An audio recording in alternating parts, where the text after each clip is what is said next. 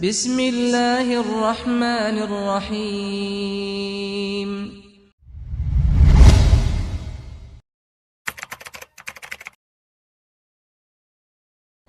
Bismillahirrahmanirrahim. Assalamualaikum warahmatullahi wabarakatuh.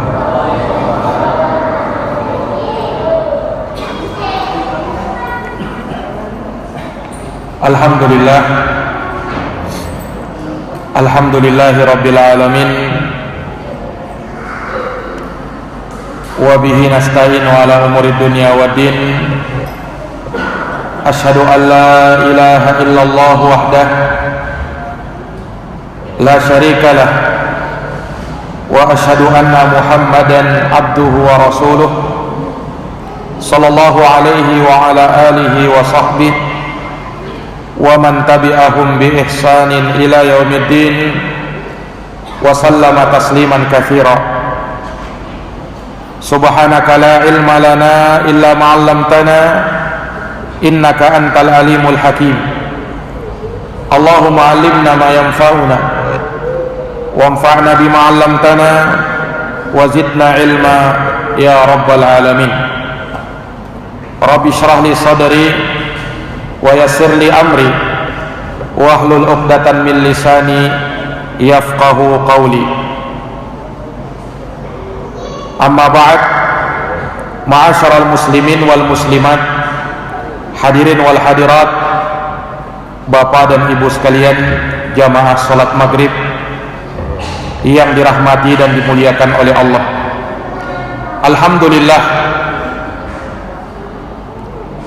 Alhamdulillahi bi ni'matihi tatimmus shalihat.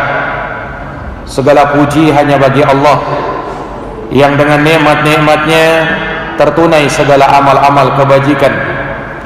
Salawat dan salam semoga terhatur limpahkan kepada junjungan kita Nabi Agung, Nabi besar Muhammad bin Abdullah sallallahu alaihi wasallam, kepada keluarga, para sahabat, dan mereka yang senantiasa meniti jalannya sampai hari kiamat. Ma'asyaral muslimin, bapak dan ibu sekalian yang dirahmati oleh Allah, seperti biasanya pada malam Jumat ini kita akan mengkaji kitab Riyadhus Shalihin min kalami Sayyidil Mursalin, karya Al-Imam An-Nawawi rahimahullah.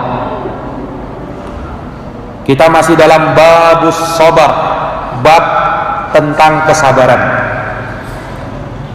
Pada hadis yang selanjutnya beliau akan menerangkan sedikit terkait dengan sakaratul maut, yang itu terjadi pada diri makhluk termulia di muka bumi ini, yaitu Rasulullah sallallahu alaihi wasallam. Dan itu merupakan ujian dan cobaan bagi setiap manusia secara umum, wabil khusus kepada orang-orang yang beriman. Dan itu dijadikan sebagai peringatan dari Allah Subhanahu wa taala Rabbul Alamin, di mana Allah menyatakan di dalam Al-Qur'an, wa dzakir fa inna dzikra tanfa'ul mu'minin. Berilah peringatan karena sesungguhnya peringatan itu sangat bermanfaat bagi orang-orang yang beriman. Dan dari sekian banyak peringatan, maka dari peringatan yang paling berharga bagi seorang hamba adalah tatkala ia menyaksikan sakaratul maut, yang itu mungkin menimpa saudaranya, menimpa keluarganya, menimpa temannya, tetangganya, ataukah yang lainnya. Maka tentu tidak sama orang yang menyaksikan dengan orang yang sekedar menerima berita. Laisal khabaru kal mu'ayanah. Tidak sama antara berita dengan orang yang melihatnya secara langsung. Maka terkait dengan sakaratul maut, sakaratul maut maknanya kepedihan demi kepedihan sebelum datangnya kematian, penderitaan demi penderitaan sebelum ajal menjemput. Dan itu dari perkara yang Allah Subhanahu wa taala tetapkan di dalam surat Qaf ayat 19. Allah Subhanahu wa taala berfirman, "Wa ja'at sakratul mauti bil haqq dzalika ma kunta minhu tahid." Dan datanglah sakaratul maut dengan sebenar-benarnya, itulah yang kamu selalu lari daripadanya. Dan Nabi kita Muhammad sallallahu alaihi wasallam juga bersabda di dalam hadis yang diriwayatkan oleh Imamul Bukhari, kata Nabi, "La ilaha illallah, inna lil mauti la sakarat." La ilaha illallah, tidak ada sesembahan yang hak kecuali Allah. Sesungguhnya kematian akan ada padanya sakarat, kepedihan di atas kepedihan, penderitaan di atas penderitaan. Allah Subhanahu wa taala menyebutkan di dalam Al-Quran terkait dengan gambaran sakaratul maut yang akan dirasakan oleh setiap manusia. Allah Subhanahu wa taala berfirman di surat Al-Waqi'ah mulai ayat 83 sampai 87. Allah Subhanahu wa taala berfirman, "Falaula idza balagatil hulqum," maka mengapa ketika nyawa sampai di tenggorokan, wa antum hina idin tanzurun, padahal kamu ketika itu betul-betul melihatnya, wa nahnu aqrabu ilaihi minkum walakin la tubsirun, sedangkan kami lebih dekat kepadanya. Orang yang berada dalam sakaratul maut itu, aku lebih dekat kepadanya daripada kamu. Falaula in kuntum ghairu madinin, akan tetapi kalian tidak mampu melihatnya. Falaula idza kuntum, falaula in kuntum ghairu madinin, maka mengapa jika kamu tidak dikuasai oleh Allah, tarji'unaha in kuntum shadiqin, kamu tidak mengembalikan nyawa itu kepada tempatnya jika kamu adalah orang-orang yang benar. Ini sedikit gambaran yang mana dijelaskan oleh Imam Ibnu Katsir rahimahullahu ta'ala, bahwa ketika nyawa sampai di tenggorokan, yaitu tatkala sudah dekat waktu dicabutnya nyawa itu, padahal kamu ketika itu melihat, menyaksikan apa yang dirasakan karena sakaratul maut itu. Sedang kami, kata Allah, yang dari kalangan para malaikat, lebih dekat terhadapnya orang yang meninggal tersebut daripada kamu, tetapi kamu tidak mampu melihat mereka. Ini gambaran bahwasanya ketika orang berada dalam sakaratul maut dan akan meninggal dunia, maka para malaikat Allah Subhanahu wa taala akan datang dalam jumlah yang sangat besar. Mereka duduk, kata Nabi, maddal basar, sejauh mata memandang, dan itu tidak mampu disaksikan oleh manusia, dan terkadang mampu dilihat oleh orang-orang yang mau meninggal tersebut. Ia lihat malaikat dalam jumlah yang sangat banyak. Maka jamaah yang dirahmati dan dimuliakan oleh Allah Subhanahu wa taala, ketika itu datanglah malakul maut, malaikat pencabut nyawa, yang akan mencabut nyawanya tergantung. Kalau dia adalah orang yang beriman, maka akan dicabut dengan sangat lembutnya, sehingga nyawanya keluar persis seperti air yang mengalir dari dalam sebuah teko.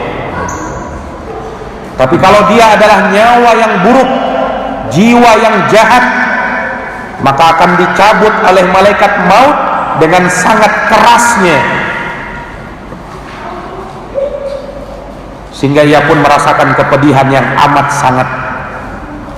Para jamaah yang dirahmati dan dimuliakan oleh Allah, juga Allah nyatakan di surat Al-Qiyamah ayat 26 sampai 30.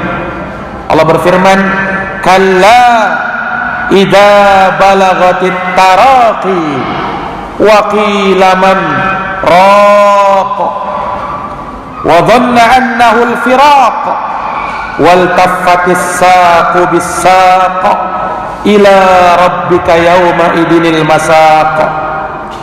Sekali-kali jangan, kata Allah, apabila nafas seseorang telah mendesak sampai ke tenggorokan dan dikatakan kepadanya, wa qila man raq, siapakah yang dapat menyembuhkan, wa dhanna annahu al-firaq, dia yakin bahwa sesungguhnya itulah waktu perpisahan dengan dunia, wal taffatis saqu bis-saq, dan bertautlah betis kiri dengan betis kanan, ila rabbika yauma idinil masaq, kepada Tuhanmu lah pada hari itu kamu akan dihalau.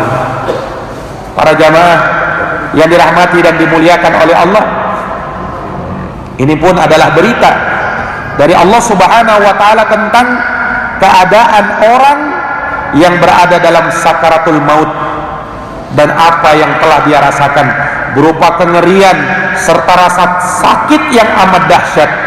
Mudah-mudahan Allah Subhanahu wa taala meneguhkan kita dengan ucapan yang teguh, dengan kalimat tauhid ketika kita akan berpisah dari dunia ini, dengan kalimat la ilaha illallah, tidak ada yang berhak disembah kecuali hanya Allah Subhanahu wa taala semata. Para hadirin yang dirahmati oleh Allah, nah ternyata sakaratul maut itu bukan hanya dirasakan oleh manusia biasa. Manusia luar biasa pun merasakannya. Manusia luar biasa yang kami maksud adalah para nabi dan para rasul. Tidak terkecuali Nabi kita Muhammad sallallahu alaihi wasallam pun merasakan sakaratul maut. Hadis yang akan kita bacakan pada kesempatan malam hari ini yang disebut oleh Imam Nawawi menjadi bukti akan hal ini. Kata Imam Nawawi, wa an Anas radhiyallahu an, dari Anas bin Malik, pelayannya Nabi sallallahu alaihi wasallam, yang melayani Nabi selama 10 tahun lamanya, mulai dari umur beliau 10 tahun sampai umurnya 20 tahun, sehingga Anas bin Malik sangat dekat dengan Nabi dan sangat banyak meriwayatkan hadis dari Nabi. Salah satunya adalah hadis yang kita bacakan ini.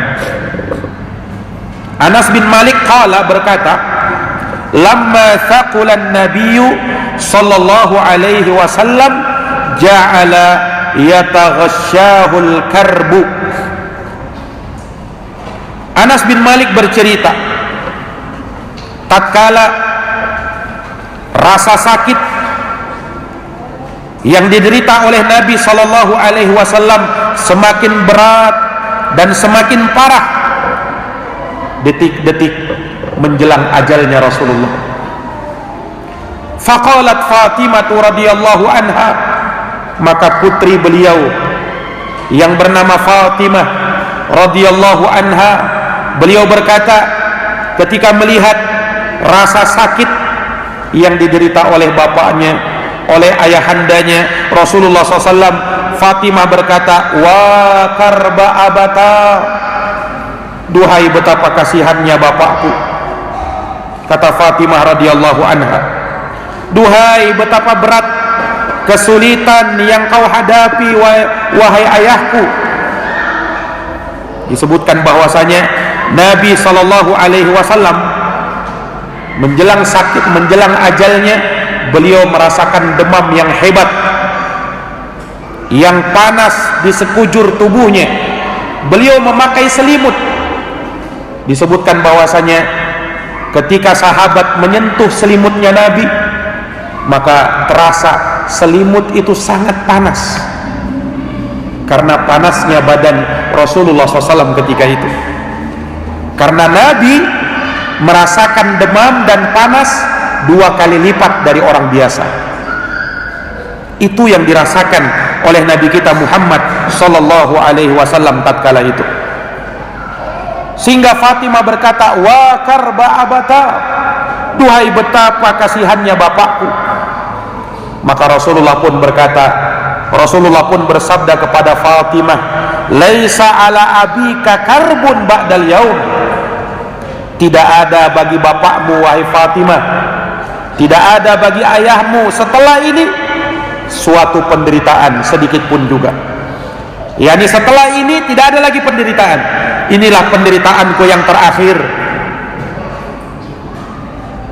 Rasulullah SAW mengisyaratkan bahwa setelah ini beliau akan meninggal dunia. Falamma mata, ketika Rasulullah SAW telah wafat, qalat, maka Fatimah radhiyallahu anha berkata, ya abata ajaba rabban da'a, duhai bapakku, sungguh Allah telah mengabulkan doamu. Sesungguhnya Allah Rabbul Alamin telah mengabulkan doa Nabinya Sallallahu Alaihi Wasallam untuk dekat dengan Allah, untuk memenuhi panggilan Allah. Ya abata jannatul firdaus ma'wa, duhai bapakku, surga firdauslah tempat kembalimu.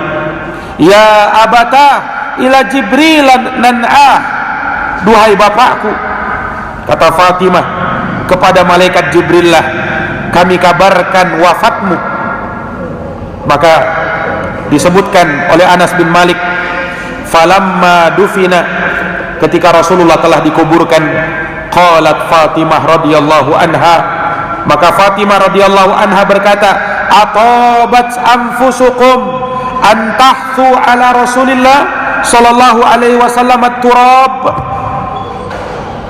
Bagaimana keadaan jiwa-jiwa kalian? Bagaimana perasaan kalian? Apakah kalian merasa baik ketika harus menghamburkan tanah di atas Rasulullah sallallahu alaihi wasallam? Ini kalimat-kalimat yang diungkapkan oleh Fatimah menunjukkan kesedihan beliau. Dan beliau ingin mengibaratkan bagaimana rasa sedih yang dirasakan oleh para sahabat ketika itu. Para jamaah yang dirahmati oleh Allah, hadits ini rawahul Bukhari, diriwayatkan oleh Imam Al-Bukhari. Maka dari hadits yang mulia ini kita bisa mendapatkan bahwasanya para nabi dan para rasul pun mereka mendapatkan ujian dan cobaan yang berupa sakaratul maut. Mereka mendapatkan ujian dan cobaan yang berupa sakaratul maut.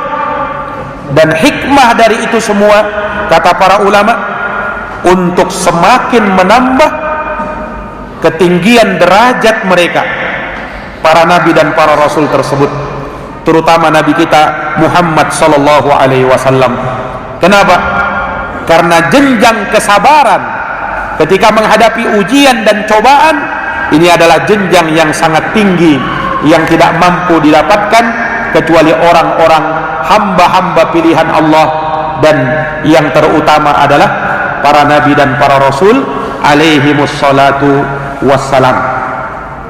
Maka jamaah yang dirahmati dan dimuliakan oleh Allah, seseorang tatkala ditimpa ujian dan cobaan yang tidak mengenakan, lalu dia bersabar, maka disitulah Allah akan semakin tinggikan derajatnya. Kalau dia bersabar, maka Allah berfirman dalam Quran, walanabluwannakum hatta na'lamal mujahidina minkum wassabirin. Kata Allah, sungguh kami akan menguji kalian kami akan memberikan cobaan kepada kalian sampai kami tahu siapa orang-orang yang berjihad dari kalian dan siapa orang-orang yang bersabar. Perhatikan Nabi kita Muhammad sallallahu alaihi wasallam. Beliau kalau sakit itu merasakan 2 kali lipat yang dirasakan oleh manusia biasa. Dan itu bukan sebagai azab bagi beliau, tetapi untuk semakin menambah ketinggian derajat beliau. Kenapa? Memang para nabi dan para rasul ujiannya, cobaannya lebih berat.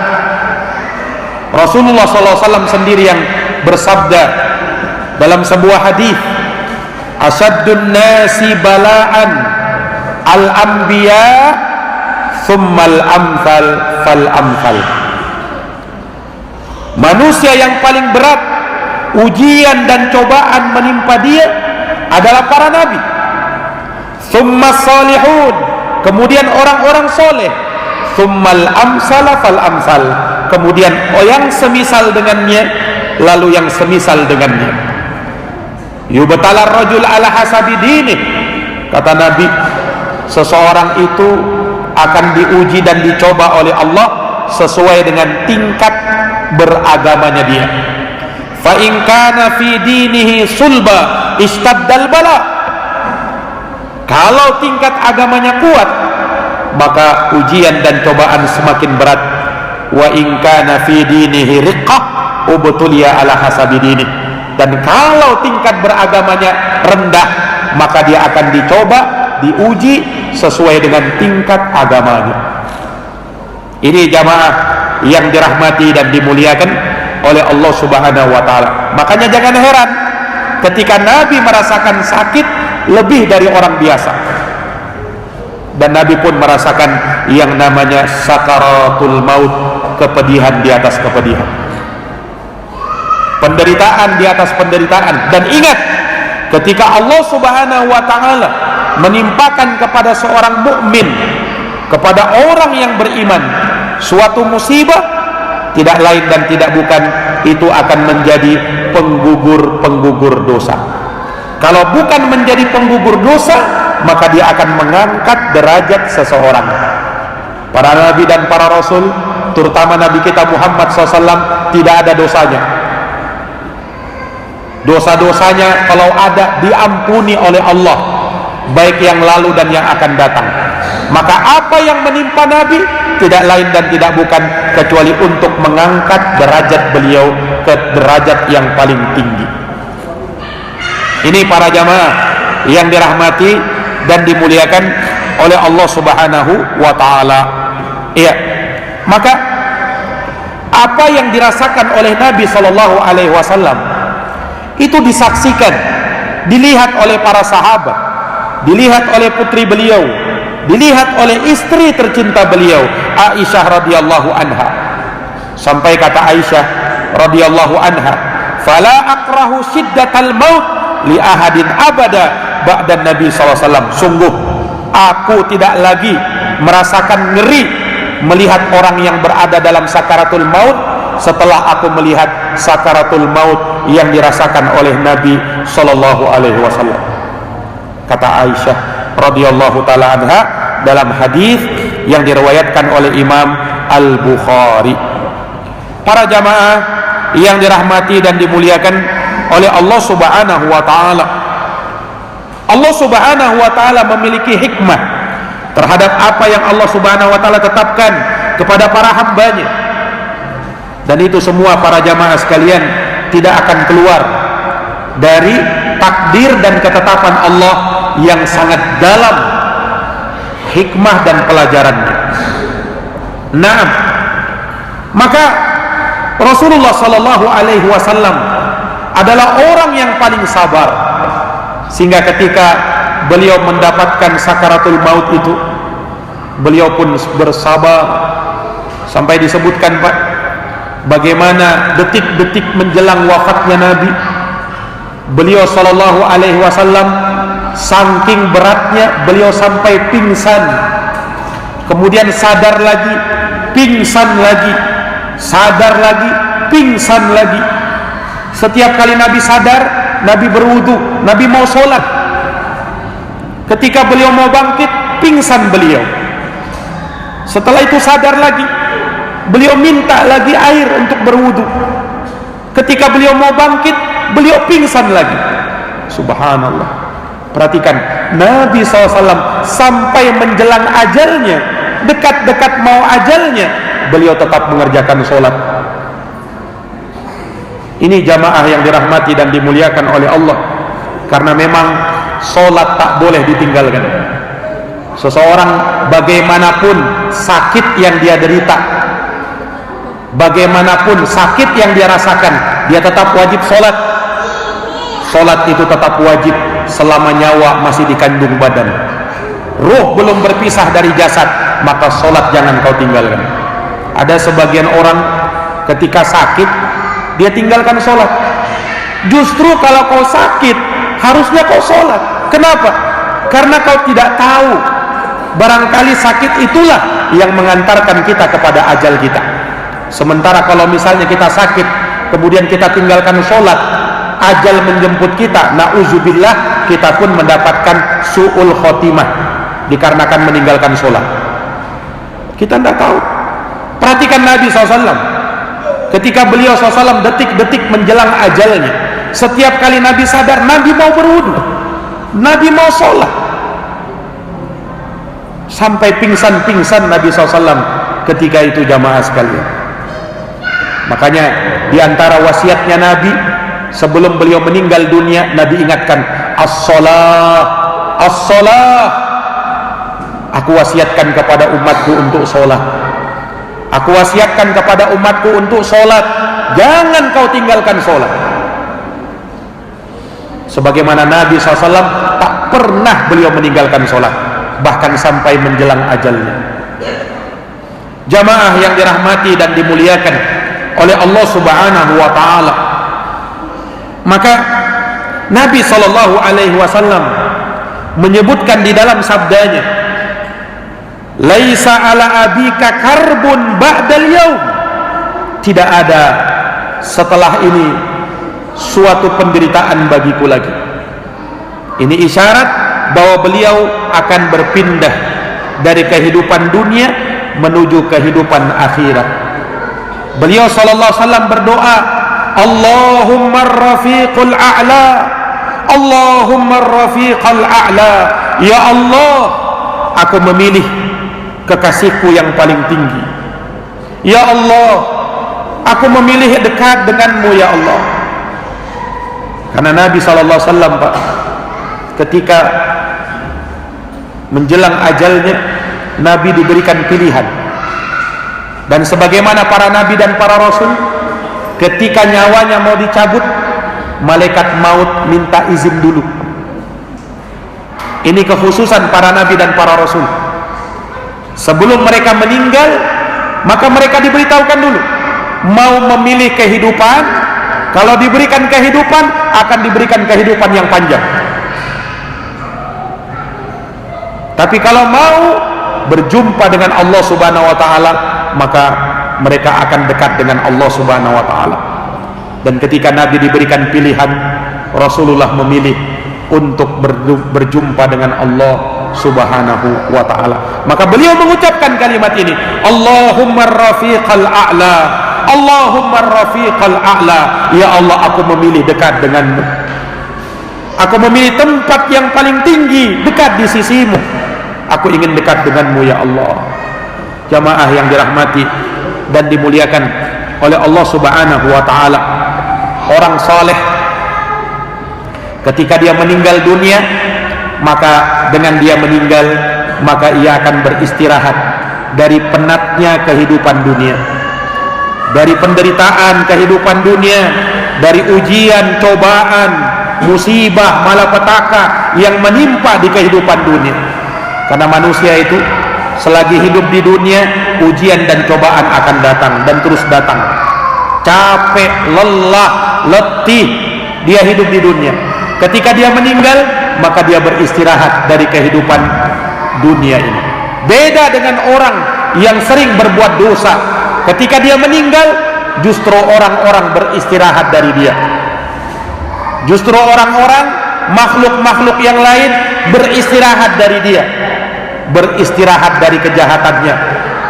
Selesai dia sudah meninggal, orang-orang pun tenang, tidak lagi terganggu, tidak lagi terusik dengan kejahatan dan kejelekannya. Itu bedanya orang beriman, orang soleh dengan orang yang tak soleh. Apalagi pada diri Nabi kita Muhammad sallallahu alaihi wasallam. Maka apa yang beliau rasakan dari kehidupan yang setelahnya, kehidupan akhirat, tentu jauh lebih baik daripada kehidupan dunia. Jamaah yang dirahmati dan dimuliakan oleh Allah Subhanahu wa taala. Maka Nabi kita Muhammad sallallahu alaihi wasallam telah memenuhi panggilan Tuhannya.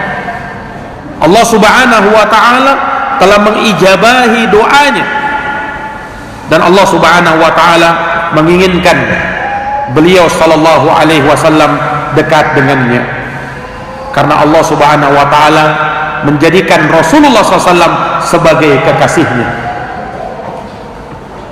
Allah Subhanahu wa taala menjadikan Nabi SAW sebagai kekasihnya, sebagaimana Nabi SAW menjadikan kekasihnya yang paling dekat adalah Allah Subhanahu wa taala Rabbul Alamin. Maka Fatimah radhiyallahu anha hanya bisa mengatakan, Jannatul Firdausi ma'wa, wahai bapakku, surga Firdauslah yang menjadi tempat tinggalmu.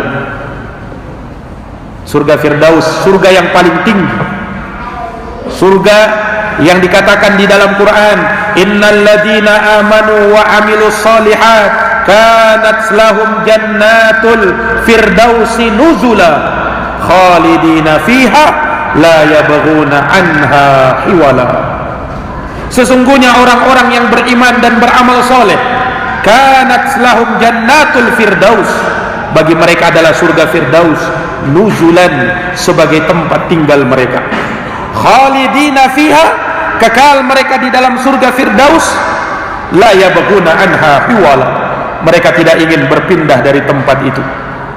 Ulaika humul warithun, di ayat yang lain Allah nyatakan mereka itulah orang-orang yang kelak akan mewarisi, alladzina yarithunal firdaus hum fiha khalidun, yang akan mewarisi surga Firdaus, kekal selama-lamanya di dalam surga Firdaus itu.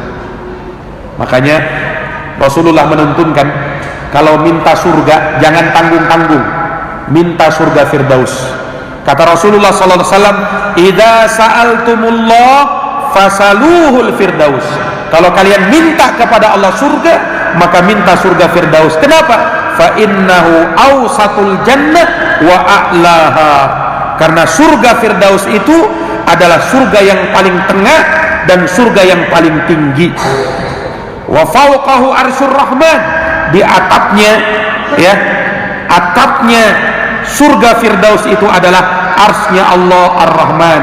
Wa minhu tafajjaru anharil jannah, dan darinya lah terpancar sungai-sungai surga.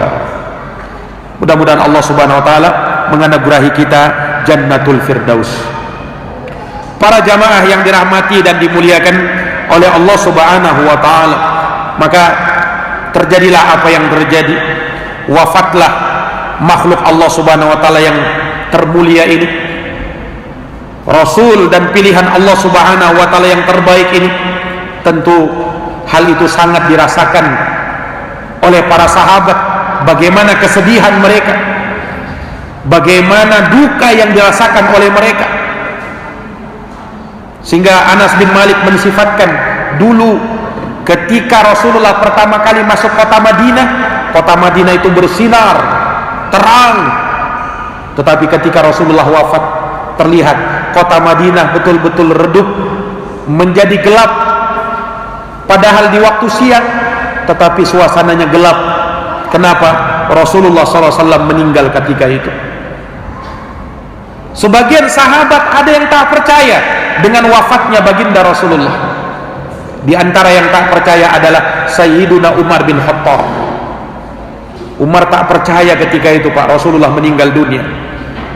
Rasulullah telah wafat, sampai Nabi, sampai Umar bin Khattab ketika itu keliling bawa pedang.